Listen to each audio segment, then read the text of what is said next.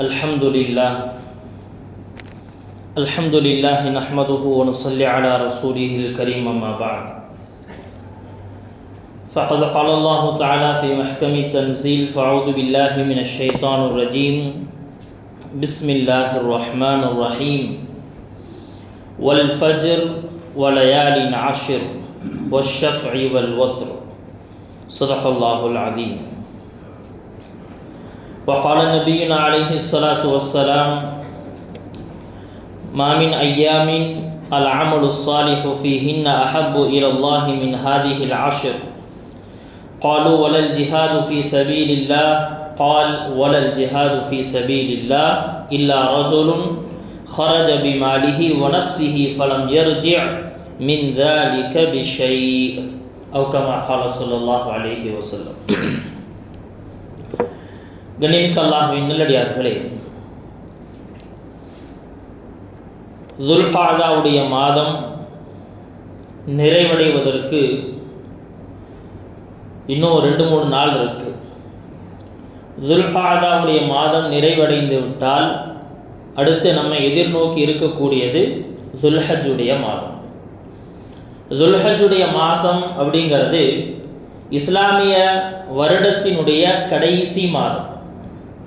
எப்படி டிசம்பர் ஒரு வருடத்துடைய கடைசி அப்படிங்கிற விஷயத்தை சின்ன குழந்தைகளுக்கு கூட நம்ம சொல்லி கொடுத்து வச்சுருக்கோமோ, சின்ன குழந்தைகளுக்கு கூட அதை தெரிஞ்சு வச்சுருக்காங்களோ, அது மாதிரி நாம் தெரிய வேண்டியது இஸ்லாமிய வருடத்தினுடைய முதல் மாதம் அப்படிங்கிறது முஹர்ரம், கடைசி மாதம் அப்படிங்கிறது துல்ஹஜ். சரிங்களா? இது நினைவில் வைத்துக்கணும். இந்த துல்ஹஜ்ஜுடைய மாதம் மிக விரைவில் ஆரம்பிக்க இருக்கு. கடந்த வாரத்துடைய ஜும்மாவுடைய பயானே சொல்லியிருந்தோம், சிறப்புமிக்க மாதங்கள் அப்படிங்கிற அந்த பட்டியலில் துல்காதா, துல்ஹஜ், அதே போல முஹர்ரம், இந்த 3 மாதங்களும் வரும். அதில் நாம் செய்யக்கூடிய சின்ன சின்ன அமல்களுக்கும் அல்லாஹு தஆலா பன்மடங்காக கூலியை தருகிறான். அதில் துல்ஹஜ்ஜுடைய மாதம் நெருங்கிருச்சு. இப்போ எல்லாருமே நிறைய பேர் கேட்குறாங்க, எப்படிங்க பக்ரீத் 27ஆ 28ஆன்னு கேட்குறாங்க. 27ஆம் தேதியா 28ஆம் தேதியா அப்படின்னு. ஏன்னா நம்மை பொறுத்த வரைக்கும் ரமதான் ஆரம்பிச்சிருச்சு அப்படின்னு சொன்னால் ரம்ஜான் மாதம் முடியும் போது நம்ம கேட்போம் என்னென்ன எத்தனாம் தேதி வருது அப்படின்னு. ஆனால் இந்த பக்ரீத்துடைய விஷயத்தில், ஈதுல் அல்ஹாவுடைய இந்த விஷயத்தில் பொதுவாக எல்லாரும் இந்த கேள்வியை கேட்குறாங்க. அது எப்போ கேட்குறாங்க அப்படின்னு சொன்னால் துல்காதா மாதத்திலேயே கேட்குறாங்க. துல்ஹஜ்ஜுடைய பிறையை பார்த்தால் மட்டும்தான் பக்ரீதுடைய ஈதுல் அல்ஹாவுடைய நாள் என்னன்னே சொல்ல முடியும். அப்படிதான். அதாவது ஷவ்வாலுடைய பிறை தெரிஞ்சாதான் இன்னைக்கு ஈதா இல்லையா அப்படின்னு சொல்ல முடியும். அதே மாதிரி தான் என்ன அப்படின்னு சொன்னால் துல்ஹஜ்ஜுடைய பிறை தெரிந்தால் மட்டும்தான் பக்ரீத் எப்போங்கிறது தெரிய வரும். ஆனால் நம்மில் பெரும்பாலான நபர்களுக்கு அந்த ஒரு நினைவு இருப்பதில்லை. என்ன நினச்சிக்கிறாங்கன்னா, எப்படி ரம்ஜான் ஒரு மாதத்துக்கு முன்னாடி இருந்தே பேச ஆரம்பிச்சிடுறாங்களோ அது மாதிரி இது அப்படின்னு நினைக்கிறாங்க. இல்லை, துல்ஹஜ்ஜுடைய பிறை தெரிந்து 10வது நாள் தான் என்ன அப்படின்னு சொன்னால் என்ன நமக்கு பக்ரீத் எந்த நாளில் வருங்கிறது தெரிய வரும். அதை நம்ம நினைவில் வைத்துக்கிறோம். அல்ஹம்துலில்லாஹ், இந்த துல்ஹஜ்ஜுடைய இந்த நாட்கள் ஆரம்பிக்க இருக்கு அப்படின்னு சொன்னால் இந்த துல்ஹஜ்ஜுடைய மிகப்பெரிய சிறப்பு என்ன அப்படின்னு சொன்னால், அல்லாஹு தஆலா இந்த நாட்களின் மீது சத்தியமிட்டு பேசுகிறான். பொதுவாக இஸ்லாமிய மார்க்கத்தை பொறுத்த வரைக்கும் சத்தியம் அப்படிங்கிறது விரும்பத்தக்கது கிடையவே கிடையாது. சத்தியம் செய்வது குறிப்பாக வஸ்துக்களின் மீது, அம்மா மேலே சத்தியமா, அப்பா மேலே சத்தியமா, என் கல்லாப்பட்டி மேலே சத்தியமா, சத்தியத்தை நிறைய வச்சிருக்கோம்ல, ஏன் வியாபாரத்து மேலே சத்தியமா, குரான் மேலே சத்தியமா, இந்த எந்த சத்தியமும் மார்க்கத்தில் வரவேற்கப்பட்டது அல்ல. இன்னும் சொல்ல போனால் அது மார்க்கத்தில் கூடாது. சத்தியம் செய்வதாக இருந்தால் அல்லாஹ்வின் மீது மட்டும்தான் சத்தியம் செய்யும், வேற யார் மீதும் நாம் சத்தியம் செய்யக்கூடாது. ஆனால் சத்தியம் செய்யணும் அப்படிங்கிறது மார்க்கத்தில் சுன்னத்தோ வாஜிபோ ஃபர்லோ எதுவுமே கிடையாது. அதை விட்டு தவிர்ந்திருக்க வேண்டும் அப்படிங்கிறத ரொம்ப முக்கியமான விஷயம். ரொம்ப நிர்பந்தமான சில சூழல்களில் உதாரணமாக ரமலானுடைய பிறையை பார்த்துருக்குறோம், ஒரு குழப்பமான ஒரு சூழலாக இருக்குது. இந்த நேரத்தில் என்ன செய்யறதுன்னு சொன்னால், அல்லாஹ் மேலே சத்தியமாக நான் பார்த்தேங்கிறது அல்லாஹை சாட்சியாக்கி பேசுறது தெரியுமா? இந்த இடத்துல நம்முடைய வார்த்தையினுடைய மதிப்பு கூடுது, வார்த்தையினுடைய மதிப்பு கூடுது. அந்த இடத்தில் அல்லாஹ் மேலே சத்தியம் செய்யலாம். ஆனால் அல்லாஹ் மேலே சத்தியம் செஞ்சுட்டு யாராவது பொய் சொல்லிட்டோம், அல்லாஹ் பாதுகாக்கும், அல்லாஹ் சும்மா விட மாட்டான். அதனால் என்ன அப்படின்னு சொன்னால், படைப்பினங்களின் மீது சத்தியம் செய்யக்கூடிய உரிமை நம்மில் யாருக்குமே கிடையாது, படைத்த ரப்புக்கு மட்டும்தான் சொந்தம். அந்த சத்தியம் எதற்காக அப்படின்னு சொன்னால், அந்த வஸ்துவை நான் ரொம்ப மேலான வஸ்துவாக பார்க்கணும், அந்த பொருளை எல்லாத்தோட ரொம்ப பெருசாக பார்க்கணும் அப்படிங்கிறதுக்காகத்தான் அந்த சத்தியம். நம்மை பொறுத்த வரைக்கும், முஸ்லிம்களை பொறுத்த வரைக்கும் அல்லாஹ்வை விட உயர்ந்தவன் இந்த உலகத்தில் யாரும் இல்லை, எதுவும் இல்லை. எனவே தான் நம்முடைய சத்தியம் அல்லாஹ்வின் மீது மட்டுமே அனுமதிக்கப்பட்டது.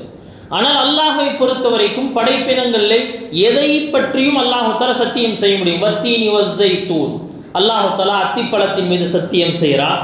அதே போல ஜைத்தூன் பழத்தின் மீது சத்தியம் செய்கிறார். வதூரி சீனீன், தூர் சீனா மலையின் மீது சத்தியம் செய்கிறார்.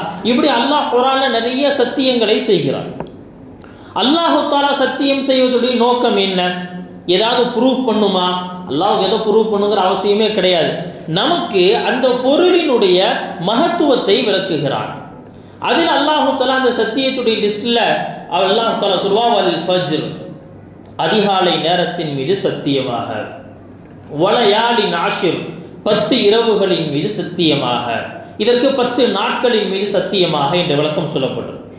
வஷ்ஷஃப்இ வல் வத்ர், இரட்டைப்படையான நாளின் மீதும் ஒற்றைப்படையான நாளின் மீதும் சத்தியம் செய்கிறேன் என்பதாக அல்லாஹ் தஆலா இந்த என்ன செய்யறான், இந்த சத்தியத்தை சொல்லிட்டே வரும்.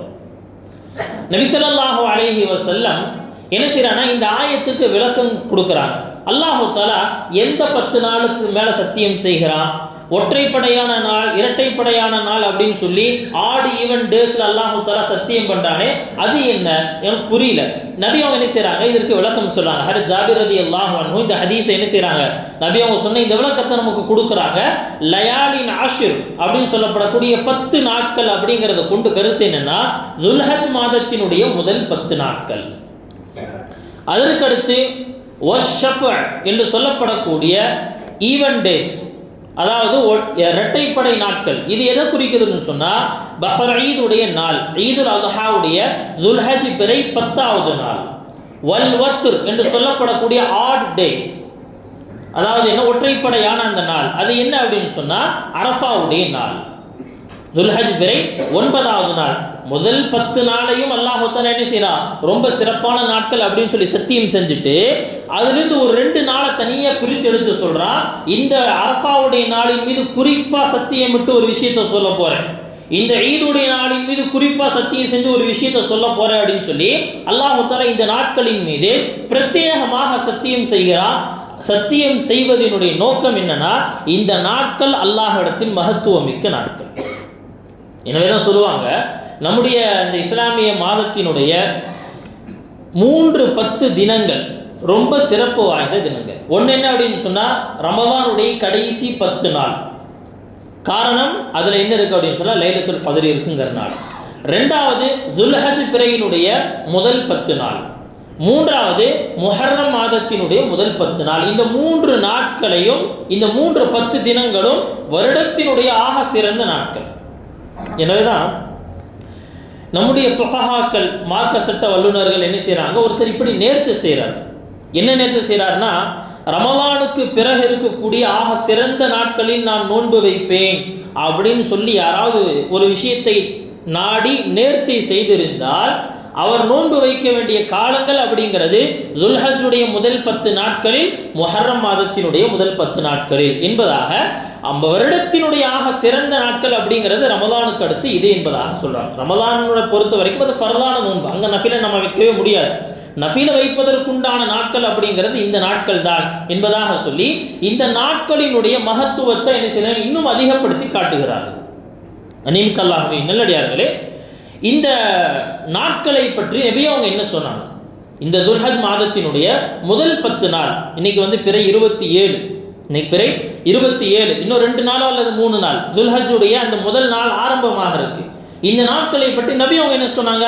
மாமின் ஐயாமின், எத்தனை நாட்கள் இருக்கிறதோ வருடத்தில், அந்த எல்லா நாட்களிலும் அல் அமலு ஸாலிஹு ஃபீஹின், அந்த எல்லா நாளிலும் நாம் என்ன நல்ல அமல் செய்கிறோம். அஹப்பு இலல்லாஹி மின் ஹாதிஹில் அஷ்ர், அந்த எல்லா நாட்களிலும் நாம் செய்யக்கூடிய அந்த அமல்களில் அல்லாஹு தஆலா விரும்பக்கூடிய நாள் என்ன தெரியுமா? இந்த துல்ஹஜ் மாதத்தினுடைய முதல் 10 நாளில் செய்யக்கூடிய காரியங்களை அல்லாஹ் மற்ற நாட்களில் செய்வதை விட இந்த நாட்களில் செய்வதை ரொம்ப அதிகமாக நேசிக்கிறோம்.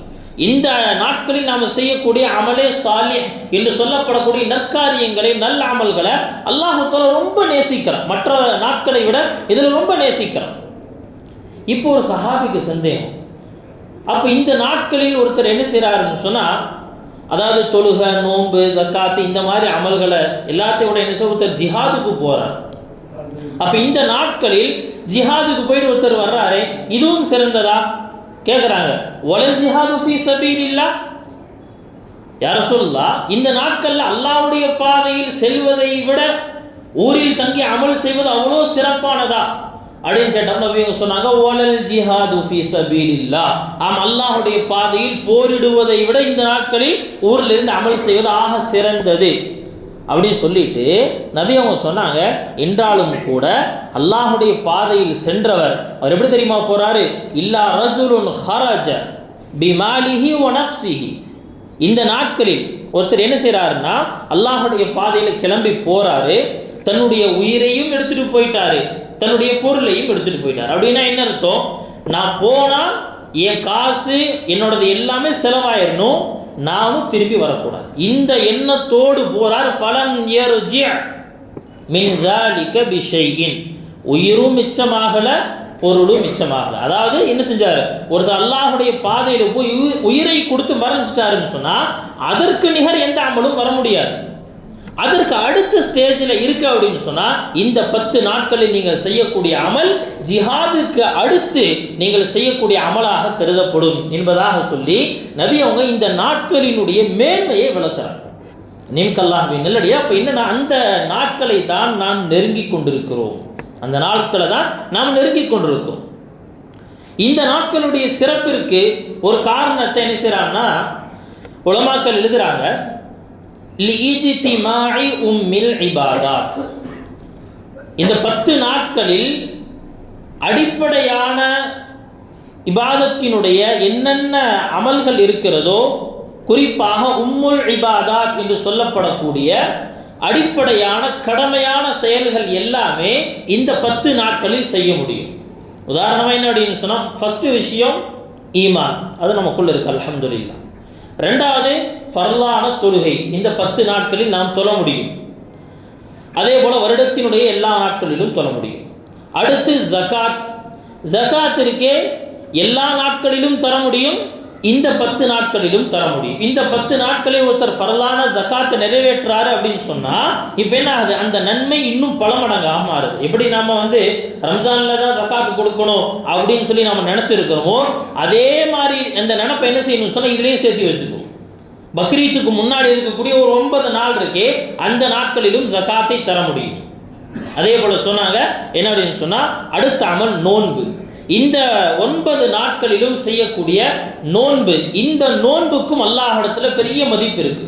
அதுல குறிப்பா அரஃபாவுடைய நோன்பு இருக்கே, பக்ரீதுக்கு முந்தைய நாளுடைய அந்த நோன்பு, அதுவும் என்ன அப்படின்னு சொன்னா அல்லாஹ்விடத்துல ரொம்ப பெருமதியான ஒரு நோன்பு.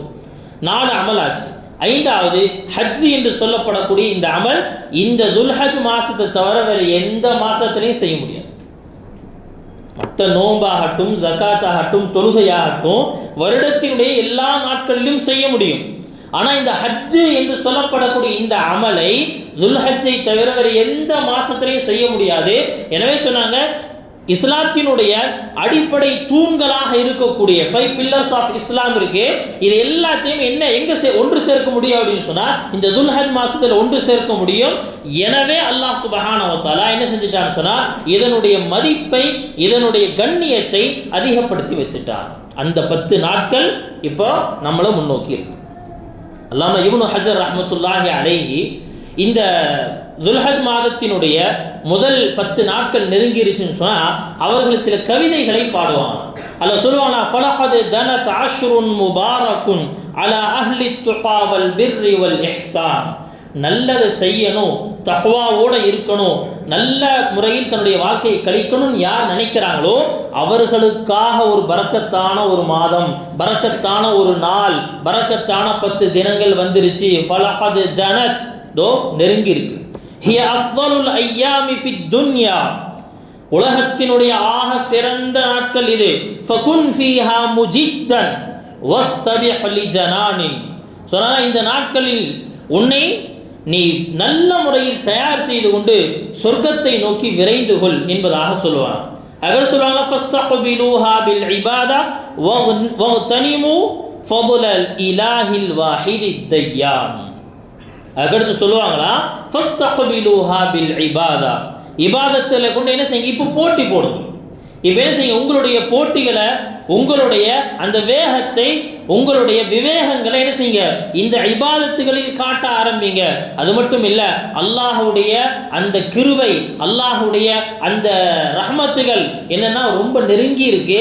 என்ன செய்யுங்க, எப்படியாவது அதை நீங்கள் அடைந்து கொள்ள முயற்சி செய்யுங்கள் என்பதாக சொல்லுவாங்க. நீங்க அல்லாஹ்வின் நல்லடியார்களே, இதில் நாம் பார்க்குறோம், சயீத் இப்னுல் ஜுபைர் ரஹ்மத்துல்லாஹி அலைஹி மதீனாவினுடைய மிக சிறந்த ஒரு ஆலிம், மிக சிறந்த ஒரு ஆலிம் சயீத் இப்னு ஜுபைர். ஹஜ்ரத் அபூ ஹுரைரா ரலியல்லாஹு அன்ஹு அவர்களுடைய மருமகன் சயீத் இப்னு ஜுபைர். அவங்க அபூ ஹுரைராவுக்கு எவ்வளோ நெருக்கமாக இருந்தாங்க அப்படின்னா, சயீத் இப்னு ஜுபைர் என்னாச்சுன்னு சொன்னால், கொஞ்ச நாள் அபூ ஹுரைரா அவங்களுடைய பாடத்தில் கிளாஸ் ரூமில் காணும். கேட்டாங்க, ஒரு 2-3 நாள் கழிச்சு அவர் வர்றாரு. வந்த உடனே கேட்குறாங்க, எங்கே சயீத் ஆளவே காணும் அப்படின்னு சொன்னாங்க. மனைவி வஃபாத் ஆகிட்டாங்க, ஒரு 3 நாள் என்ன செய்யலாம், வர முடியல அப்படிங்கிற அந்த காரணத்தை சொல்கிறாங்க. சொன்னாங்க, அடுத்து நிக்கா செஞ்சுட்டீங்களான்னு கேட்டாங்க. இல்லை, இன்னும் செய்யலை அப்படின்னு. என்ன செய்கிறாங்க, இரவு அவர் வீட்டுக்கு போயிட்டாரு. என்ன செஞ்சாருன்னா, பின்னாடியே என்ன செஞ்சாரு, இரவு நேரத்தில் வந்து அபூ ஹுரைரா கதவு தட்டுறாங்க. அபூ ஹுரைரா கதவு தட்டுறாங்க. கதவு தட்டி என்ன செய்கிறாங்கன்னு சொன்னால, என்னுடைய மகளை உனக்கு நிக்கா செஞ்சு கொடுக்குறதுக்காக வந்திருக்கேன்னு சொல்லி என்ன செஞ்சார், நேராக கூட்டிகிட்டு வந்து மகளை விட்டுட்டு அங்கேயே குத்துபா ஓதி எல்லாம் முடிஞ்சு, கல்யாணம் முடிஞ்சுங்க. மதியம் கேட்குறாரு, என்னது ஏன் வரலன்னு. மனைவி வஃபாத் ஆகிட்டாங்க. அடுத்து என்ன, நிக்கா செஞ்சுட்டீங்களா? செய்யலை. இதோ என்னுடைய மகள் தயாராக கொண்டு வந்து இரவு நேரத்தில், மாலை நேரத்தில் நிக்கா முடிச்சுட்டாங்க. மதியம் பேசப்பட்டது, இரவுல நிக்காவே முடிஞ்சிருச்சு. கண்ணியமிக்க அல்லாஹ்வின் நல்லடியார்களே, அப்ப இந்த அளவுக்கு சயீத் இப்னு ஜுபைர் ரஹ்மத்துல்லாஹி அலைஹி அவர்களோடு அபூ ஹுரைரா ரலியல்லாஹு அன்ஹு ரொம்ப நெருங்கி இருக்கிறார். இந்த சயீத் இப்னு ஜுபைர் அவங்கள பற்றி சொல்லப்படும், இந்த அஷ்ருல் தில் ஹிஜ்ஜா, இந்த தில் ஹிஜ்ஜாவினுடைய இந்த நாட்கள் வந்துருச்சு அப்படின்னு சொன்னா யாரும் அவரோட போட்டி போடவே முடியாது. அவ்வளவு அதிகமாக இபாதத் செய்வாங்க, அவ்வளவு அதிகமாக இபாதத் செய்வாங்க. மதீனாவோட எத்தனையோ பேர் என்ன செஞ்சாங்க, இவரை விட அதிகமாக செய்யணும் அப்படின்னு நினைச்சாங்க. 10 நாள், ஆனால் யாருனாலையும் செய்ய முடியல. நீங்க அல்லாஹ்வின் நல்லடியார்களே, அப்ப அந்த நாட்களை என்ன செஞ்சாங்கன்னு சொன்னா, மதிப்புமிக்க நாட்களாக, கண்ணியமான நாட்களாக கருதி அந்த நாட்களில் மிக அதிகமாக இபாதத்தை செஞ்சாங்க. சரி, இவ்வளோ அவங்க இபாதத்தை செஞ்சாங்க, நாம என்ன செய்யணும்?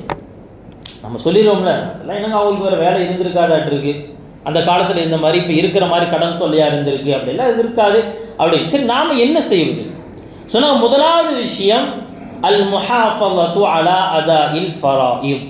சொன்னாங்க, முதல்ல நாம் நமக்கு கொடுக்கப்பட்ட ஃபர்லான இபாதத்துகளை சரியாக செய்வோம். வேற அதெல்லாம் அப்புறம் பார்த்துக்கலாம், நஃபிலான தொழுகிறது, தஹஜ்ஜுத் தொழுகிறதெல்லாம் அப்புறம் பார்த்துக்கலாம். முதல் விஷயம் என்ன செய்யணும் அப்படின்னு சொன்னால், நாம் ஃபர்லான தொழுகைகள், ஃபர்லான இபாதத்துகளுக்கு முக்கியத்துவம் தருவோம். அதில் முதன்மையானது தொழுகை, அதில் முதன்மையானது தொழுகை. கண்ணியமிக்க அல்லாஹ்வின் நல்லடியார்களே, இந்த சிறப்பு மிக்க இந்த நாட்களில் எப்படி நன்மை செய்தால் நம்முடைய நன்மைகளுக்கு கூலிகள் அதிகமாக கிடைக்கிறதோ, அதே போல நாம் செய்யக்கூடிய பாவங்களுக்கும் தண்டனைகளும் அதிகமாக கிடைக்கும். என்ன சிறப்பான நாளில் செஞ்சிருக்கு, எந்த இடத்துல செஞ்சிருக்கோம் அப்படிங்கிறத வச்சு நம்முடைய பாவங்களுக்கு தண்டனையும் அதிகமாகுமா. அப்ப தொழுகை விடுவது அப்படிங்கிறது நபி ஸல்லல்லாஹு அலைஹி வஸல்லம் அவங்களால அங்கீகரிக்கப்பட்டதே கிடையாது. தொழுகை விடுறதுங்கிறது நபி அவங்க ஒரு நாளும் அதை செஞ்சது கிடையாது, ஒரு நாளும் விட்டதில்லை. அவர்களுடைய படுக்கையா இருந்த கடைசி நாட்களிலும் கூட என்ன செய்யறாங்கன்னு சொன்னா, தொழுகைக்கு இல்லை, ஜமாத்துடைய தொழுகைக்காக வர்றாங்க. 2 பேர் என்ன செய்கிறாங்க, கூட்டிகிட்டு வராங்க. ஹஜ்ரத் அலி ரலியல்லாஹு அன்ஹு, இன்னொரு பக்கம் மனைவி ஹம்சா என்பதாக நினைக்கிறேன். இந்த 2 சஹாபாக்களும் என்ன செய்கிறாங்க, நபி அவங்கள தோல் பட்சத்தில் பிடிச்சி கூட்டிகிட்டு வர்றாங்க. அப்படியே கால் அப்படியே கோடு போட்டுக்கிட்டு தரையில் இழுபட்டு வருதுன்னு சொன்னால் நபி அவர்கள் இந்த தொழுகைக்கு இல்லை ஜமாத்துடைய தொழுகைக்கு கொடுத்த முக்கியத்துவம் வேண்டும். நிமிக்கல்லாகவே நல்லடியிலே. அப்போ என்ன, இந்த நாட்களிலாவது எந்த ஃபர்லான தொழுகையும் ஜமாத்துடைய தொழுகையும் மிஸ் ஆகக்கூடாது. அதற்குண்டான என்ன செய்யணும், ஒரு முயற்சி செய்யணும். ஹதீஸ் குதுசி அல்லாஹ் தஆலா சொல்லக்கூடிய ஒரு ஹதீஸை நபி அவங்க சொல்லுவாங்க, வமா தகர்ரப இலைய அப்தி பிஷைஇன் அஹப்பு இலைய மிம்ம தரல்துஹு அலைஹி. என்னுடைய அடியான் என்னை நெருங்குவதற்குண்டான ஃபர்ஸ்ட் ஸ்டெப் என்ன தெரியுமா, என்னை நெருங்கணும் அப்படிங்கிறதுக்கு உண்டான லெவல் 1 என்ன தெரியுமா, அவனுக்கு கொடுக்கப்பட்ட ஃபர்லான விஷயத்தை சரியா செய்யணும். இன்னைக்கு நாம நினைச்சிருக்க ஃபர்லு ஜும்மா மட்டும்தான். நம்முடைய ஃபர்ல் அப்படிங்கிறது ஜும்மா மட்டும்தாங்க ஃபர்லு, வேற எந்த தொழுகையும் ஃபர்ல் இல்லை. இன்னைக்கு நமக்கு எல்லாம் பாதுகாக்கணும். அந்த நிலையில தான் ஓடிட்டு இருக்கு. இன்னைக்கு ஜும்மாவுக்கு வந்திருக்கக்கூடிய இந்த கூட்டம் எல்லாம் ஊருக்குள்ளே தான் இருக்கிறோம், எங்கேயும் போகல. இதே ஊருக்குள்ளே தான் இங்கே என்ன செய்ய அப்படின்னு நம்ம எல்லா பக்கமும் போக வர இருக்கும். ஆனால் அந்த தொழுகைக்கான நேரத்தில் நம்மை அதற்காக தயார்படுத்தி வெளியே கொண்டு வர்றதுக்கு அப்படிங்கிறது முடிகிறது. அதன் காரணம் என்ன அப்படின்னு சொன்னால், அதன் மேலே இருக்கக்கூடிய அந்த ஒரு பொறுப்புணர்வு இல்லை. அவ்வளோதான். சரிங்க, அப்புறம் போய் தொழுதுக்கலாம், அல்லது தொழுகை மிஸ் ஆகிடுச்சு, பரவாயில்லைங்க, போயிட்டு போகுது, பரவாயில்லை. ஒன்று மொத்தமாக சேர்த்து என்ன செஞ்சுக்கலாம், தொழுதுக்கலாம். அல்லது என்ன அப்படின்னு சொன்னால் தொழுகையே விட்டுறது. நிமிக்கல்லாகவே நல்லடியார்களே. அப்போ என்ன அப்படின்னா, நாம் நம்முடைய பொறுப்பாக விளங்கி இருக்கிறது என்ன அப்படின்னா ஜும்மா தான். ஆனால் நெக்ஸ்ட் ஜென்ரேஷன் ஜும்மாவும் ஃபர்துலேன்னு விளங்கிட்டு இருக்கிறான். அதனால ஞாபகம் வச்சுக்கோம். ஸ்கூல் லீவுங்கிறனால இன்னைக்கு என்ன செய்கிறாங்க, குழந்தைகள் ஜும்மாவில் நம்முடைய கண்களுக்கு படுகிறார்கள். ஸ்கூல் ஆரம்பிச்சிருச்சு ஜும்மாவில். நெக்ஸ்ட் ஜென்ரேஷன் என்னங்க, ஜும்மா கூட ஃபர்லாம் சுற்றிட்டு இருக்கிறாங்க. அதற்கு நம்ம என்ன செய்கிறோம், ரொம்ப பெருமையோடு ஸ்கூலுக்கு அனுப்பிச்சிட்டு இருக்கோம். போ, பரவாயில்லை, படிப்பு தான் முக்கியம், கல்வி தான் உன்னை உயர்த்தும் அப்படின்னு சொல்லி என்ன செய்கிறோம், ஜும்மா கூட இல்லாமல் அவனை என்ன செய்கிறாங்க, அதை 6th 7th அதெல்லாம் பிரச்சனை இல்லைங்க. 8th மேலே போயிட்டு அந்த பையன் ஜும்மா இல்லாமல் இருக்கான். ஏற்கனவே நமக்கு தெரிஞ்சது ஒரே ஒரு ஜும்மா தான், அதையும் அவனுக்கு போதிக்காமல் நம்ம விட்டுட்டோம் அப்படின்னு சொன்னால் எப்படி இருக்கும். நீக்கல்லாகவே நல்லடியா. அதனால் நம்முடைய குழந்தைகளுடைய எதிர்காலத்தில் அவங்களுக்கு என்ன சேர்த்து வைக்கணும் அப்படிங்கிற அந்த யோசனையோடு சேர்த்து இவனை முஸ்லீமாக விட்டுட்டு போகணுங்கிற சிந்தனையும் நமக்குள்ள வரும். அதனால் என்ன அப்படின்னா, நாம் இந்த நாட்களில் முதலாவது செய்ய வேண்டிய நம்முடைய தொழுகைகளை என்ன செய்யணும்னு சொன்னால் சரியாக கடைபிடிக்க வேண்டும். அது நம்முடைய தொழுகை, ஜகாத்து, ஹஜ்ஜுடைய அமலாகட்டும், பெற்றோருக்கு கட்டுப்படுறதாகட்டும், அதே போல ஆகுமான காரியங்களில் சொந்த பந்தங்களோடு ஒத்துழைப்பதாக இருக்கட்டும், நன்மை ஏவுறது, தீமையை தடுக்கிறது, அதே போல என்ன அல்லாஹுடைய பாதையில் செல்வது, இது எல்லாமே என்ன அப்படின்னு சொன்னால் நம்முடைய இந்த ஃபர்லான கடமைகள். இந்த எல்லா கடமைகளையும் என்ன செய்யணும், முதல்ல இந்த நாட்களில் நிறைவேற்றுவதற்காக முயற்சிக்க வேண்டும். அதற்கு அடுத்த லெவல் தான் என்ன அப்படின்னு சொன்னால் நஃபிலான இபாதத்துகள். இதில் நாம் செய்ய வேண்டிய 2வது விஷயம் என்ன அப்படின்னு சொன்னால் நோன்பு. இந்த நோன்பில் ரொம்ப மிக முக்கியமாக பார்க்கப்படக்கூடியது என்ன அப்படின்னு சொன்னால் இந்த அரஃபாவுடைய நோன்பு. இன்ஷா அல்லாஹ் அதை பற்றி அடுத்த வாரத்தில் கொஞ்சம் விரிவாக பார்க்கலாம். ஆனால் இந்த 9 நாட்களிலுமே, இந்த 9 நாளுமே நோன்பு வைக்கக்கூடிய அந்த பழக்கத்தை ஏற்படுத்திக்கணும். அல்லாமா நவவி ரஹ்மத்துல்லாஹி அலைஹி சொல்லுவாங்களா, யுஸ்தஹப்பு ஸியாமு ஹாதிஹில் அய்யாம் இஸ்திஹ்பாபன் ஷதீதா. சொல்லுவாங்களா, இந்த 10 நாட்களில், அதாவது இந்த 9 நாட்கள் 10 அப்படி பொதுவாக சொல்லிட்டு வருவோம். ஆனால் ஈதுடைய நாள் நம்ம நோன்பு வைக்கக்கூடாது. இந்த முதல் துல்ஹஜ்ஜுடைய இந்த நாட்களில் நோன்பு வைக்கிறது அப்படிங்கிறது முஸ்தஹப்பான விஷயம்தான், விரும்பத்தக்க செயல்தான். ஆனால் இந்த விரும்பத்தக்க செயலையும் எப்படி செய்யணும், ரொம்ப விறுவிறுப்பா, ரொம்ப சிரமம் எடுத்து என்ன செய்யணும்னு சொன்னால் இதில் செய்ய வேண்டும் என்பதாக இந்த நோன்பிற்காக வலியுறுத்துவார்களாம். அடுத்து சொன்னாங்க, இந்த நாட்களில் நாம் ஓதக்கூடிய குர்ஆன், இந்த நாட்களில் நாம் ஓதக்கூடிய குர்ஆனை பொறுத்த வரைக்கும் நார்மலாகவே குர்ஆனில் ஹதீஸில் வருதுல அலிஃப் லாம் மீம் அப்படின்னு ஒருத்தர் ஓதுறாரு அப்படின்னு சொன்னால் இது 3 எழுத்து தான் வெளியிலிருந்து பார்க்கும் பொழுது. ஆனால் அவங்க சொன்னாங்க இது வெளியிலிருந்து பார்க்கறதுக்கு 3 எழுத்து தான், ஆனால் இதற்கு தரப்படக்கூடிய நன்மை 30 நன்மை. குர்ஆனினுடைய ஒரு எழுத்திற்கு அல்லாஹு தஆலா 10 மடங்கு என்ன செய்யறான், அல்லாஹு தஆலா நன்மையை கொடுக்கணும். அது ஒவ்வொருத்தருடைய இஹ்லாஸுக்கு தகுந்தவாறு, அவருடைய மன தூய்மைக்கு தகுந்தவாறு என்ன ஆகும் சொன்னால் அதனுடைய அந்தஸ்து கூடிக்கிட்டே போகும். 10ங்கிறது 70 ஆகலாம், 700 ஆகலாம், 700 மடங்காக ஆகலாம். அப்போ என்ன அப்படின்னா இந்த நாட்களில் நாம் மிக அதிகமாக ஓதும். அதற்கடுத்து சொன்னாங்க, இந்த நாட்களில் திக்ரும் தக்பீரும் மிக அதிகமாக இருக்கும். நபி அவங்க அறிவிக்கக்கூடிய ஒரு ஹதீஸ்ல அந்த ஹதீஸுடைய கடைசி வாசகம் வரும், ஃபஅக்ஸிரு ஃபீஹின்ன தஹ்லீல் வத்தஹ்மீத் வத்தக்பீர். இந்த நாட்களில் லா இலாஹ இல்லல்லாஹ் அதிகமாக சொல்லுங்க, அல்ஹம்துலில்லாஹ்ங்கிற வார்த்தை அதிகமாக சொல்லுங்க, அல்லாஹ் அக்பர்ங்கிற வார்த்தை அதிகமாக சொல்லுங்க. இந்த நாட்கள் வந்துருச்சுன்னு சொன்னா மதீனா முழுக்க, குறிப்பாக சஹாபாக்கள் எங்க இருந்தாங்களோ எல்லா இடங்களிலும் தக்பீருடைய சத்தங்களாக இருக்கும், தக்பீருடைய சத்தங்களாக இருக்கும். நமக்கு என்னன்னா மஸ்ஜிதில் சொன்னால் நம்ம சொல்லுவோம், ஆனால் வேறு எந்த இடங்களிலும் சொல்வது கிடையாது, வேறு எந்த இடத்துலையும் சொல்வதில்லை. கண்ணியமிக்க அல்லாஹ்வின் நல்லடியார்களே, ஹஜ்ரத் இப்னு உமர், ஹஜ்ரத் அபூ ஹுரைரா இந்த 2 சஹாபாக்களை பற்றியும் சொல்லப்படுது. அவங்க இந்த துல்ஹஜ்ஜுடைய முதல் நாட்களில் கடை வீதிக்கு சென்றார். கடை வீதியில் எல்லாமே முஸ்லீம்கள், அதாவது இன்னும் சொல்ல போனால் 95% வேற நாட்டவர்களும் இருக்கலாம், கிறிஸ்துவர்களும் இருக்கலாம், மற்றவங்களும் இருக்கலாம், ஆனால் அதிகபட்சம் முஸ்லீம்கள்.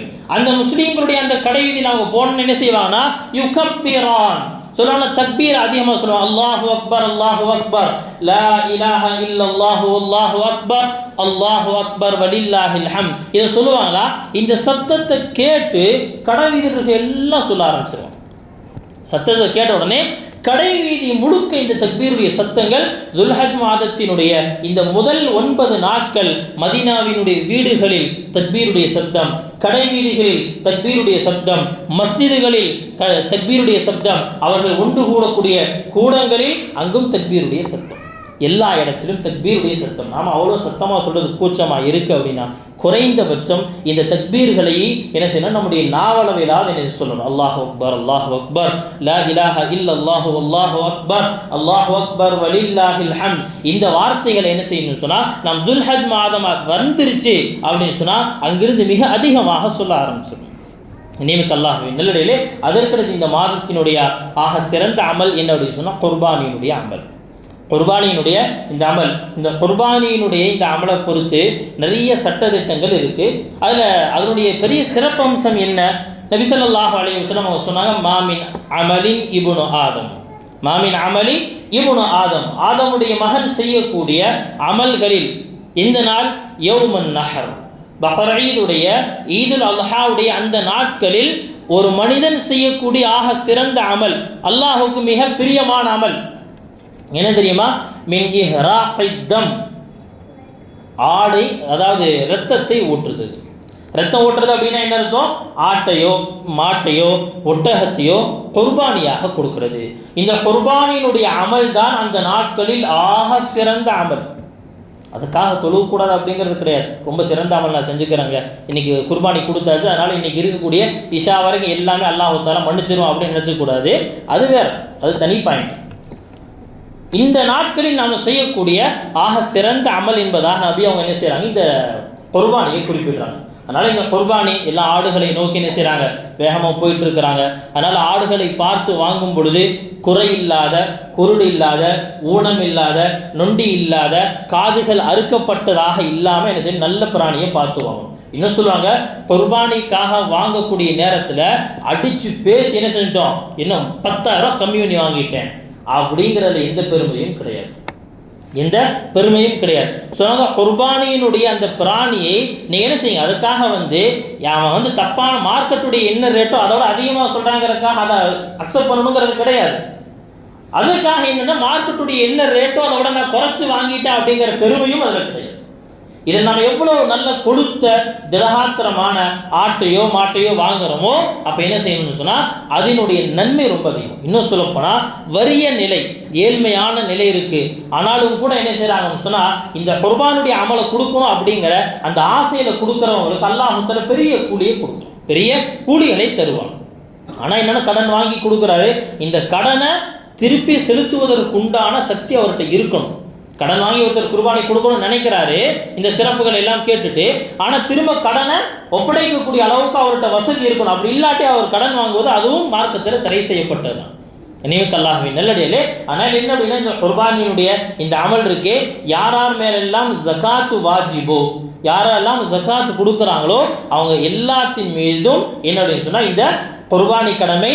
குர்பானி வீட்டுக்கு ஒருத்தர் மேலே கடமை இல்லை. உயிரோட யார் இருக்கிறாங்களோ அவங்க மேலே தான் கடமை. மௌத்தா போன அத்தா மேலோ அம்மா மேலேயோ தாதா மேலேயோ கடமை கிடையாது. நல்லா ஞாபகம் வச்சுக்கணும். வீட்டுக்கு எங்கள் அத்தா பேரில் கொடுக்குறேங்கிற இன்னும் எங்கள் ராதா பேரில் கொடுக்குறேங்கிற அவர் மௌத்தா போய் கபூரில் என்ன எப்படி இருக்கிறாரு தெரியும். ஆனால் என்ன இன்னும் எங்கள் ராதா பேரில் தான். அதே போல் என்ன அப்படின்னா வீட்டில் இருக்கிற எல்லாருமே அண்ணன் தம்பி எல்லாம் ஒன்று சேர்ந்து காசு போட்டு என்ன செய்யலாம், ஒரு ஆட்டை வாங்கிக்கலாம். மார்க்கத்தில் அனுமதி இல்லை, அது குர்பானி இல்லை. அன்னைக்கு ஆடு எடுத்து சாப்பிட்ருக்கீங்க அவ்வளோதான். அது அன்னைக்கு என்ன ஏதோ ஒரு விருந்துக்காக ஆடு எடுத்து சாப்பிட்ருக்குன்னு வச்சுக்கலாமே தவிர அது குர்பானியாக பார்க்கப்படாது.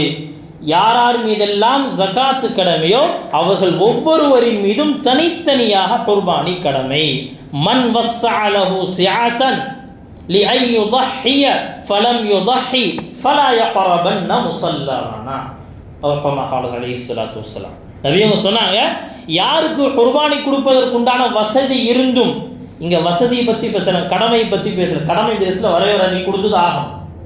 காசு இல்லைங்க, எல்லாம் தங்கமாக இருக்குது, எல்லாம் கோல்டாக வச்சுருக்கோம், விற்று கொடுங்க, வேறு வழி இல்லை, கொடுத்தா ஆகும், கடமை நிறைவேற்றியாகும். இந்த இடத்துல என்ன சொல்லப்பட்டிருக்கு, வசதி இருந்தும். கடமையை பற்றி பேசல, கடமைக்கு அப்பாற்பட்டு எனக்கு கடமை இல்லை, ஜகாத் இல்லை, ஆனால் என்ன அப்படின்னு சொன்னால் எனக்கு வசதி இருக்கு. வசதி இருந்தும் யார் குர்பானியை தரவில்லையோ அவர் என்ன செஞ்சிட வேண்டாம், நம்முடைய ஃபலா யக்ரபன்ன முஸல்லானா ஈதுடைய நாளில் ஈது தொழுகைக்காக மூஞ்சி தூக்கிட்டு வந்துறார். உங்களுடைய குர்பானி கொடுக்கக்கூடிய அளவுக்கு தகுதி இருந்தும் ஏன் கொடுக்கல, நீங்கள் வந்துடாதீங்க, நீங்கள் முஸ்லீம்கள் இஸ்லாமோட சேர்த்துக்க முடியாது. நேர்கல்லாகவே நல்லடியார்களே. அதனால் என்ன அப்படின்னா இதை செய்வது ஆக சிறப்பானது. வசதி இருந்தும் தகுதி இருந்தும் கடமை இருந்தும் யார் அதை விடுறாரோ அவருக்கு கடுமையான எச்சரிக்கையும் செய்யப்பட்டிருக்கு. அதனால் வரக்கூடிய இந்த துல்ஹஜ்ஜுடைய மாதம் இந்த நாட்களை முதல்ல நாம் என்ன செய்யணும், இபாதத்துள்ள நாட்களாக கழிக்க வேண்டும். அதற்கு அடுத்தபடியாக யாருக்கு வசதி இருக்கிறதோ அவர்கள் கண்டிப்பாக குர்பானிக்காக தம்மை தயார்படுத்திக் கொள்ள வேண்டும். குர்பானிக்காக யார் நியத்து வச்சுட்டாங்களோ அவர்கள் என்ன செய்யணும், துல்ஹஜ்ஜுடைய அந்த நாள் பிறை தெரிந்ததிலிருந்து நகத்தையும் வெட்டக்கூடாது, முடியையும் வெட்டக்கூடாது, மீசையும் என்ன செய்யக்கூடாது, கத்தரிக்கக்கூடாது. சரிங்களா? அதனால் இந்த சட்டத்தை ஞாபகம் வச்சுக்கணும். இது ஒரு முஸ்தஹப்பான ஒரு அமல். இதை என்ன செய்யணும். ஒருத்தர் பக்ரீத்துடைய ஒரு 2 நாளைக்கு முன்னாடி தான் நியத்து வச்சிருக்கிறார். அப்போ தான் அவருக்கு கையில் காசு கிடச்சிச்சு, அப்போ தான் நியத்து செய்கிறாருன்னு சொன்னால் அன்றைய நாளில் இருந்து ஒரு 2 நாளைக்கு என்ன செய்யக்கூடாது, இந்த நகை வெட்டுறது அப்படிங்கிற வேலையை செய்ய வேணாம். இதில் பொதுவாக இன்னொரு தவறான புரிதல் என்ன அப்படின்னு சொன்னால், வீட்டில் ஒருத்தர் குர்பானி கொடுக்கறதா இருந்தால் யாருமே முடிவெட்டக்கூடாது, யாருமே என்ன அப்படின்னு சொன்னால் நகை வெட்டக்கூடாது அப்படிங்கிறது கிடையாது. யார் மீது பொறுப்போ அவருக்கு மட்டும்தான் இந்த முஸ்தஹப்பான அமல், பிறர் மீது இது கிடையாது என்பதை நினைவில் வைத்துக் கொள்ள வேண்டும். அல்லாஹ் சுப்ஹானஹு வ தஆலா வரக்கூடிய இந்த துல்ஹஜ் மாதத்தினுடைய முதல் நாட்களை பலனுள்ள நாட்களாக கழிக்கக்கூடிய வாக்கியத்தை தந்தருவானாக. அதே போல் யாருக்கெல்லாம் வசதி இருக்கிறதோ அவர்கள் அனைவருக்கும் குர்பானியை மிக திறமையோடு திருப்திகரமாக அல்லாஹு தஆலா ஏற்றுக்கொள்ளும் விதத்தில் தரக்கூடிய வாக்கியத்தை தந்தருவானாக. வ ஆகிரு தஅவானா அல்ஹம்துலில்லாஹி ரப்பில் ஆலமீன். சுன்னத்துல்லாஹி சுன்னத்துல்லாஹி.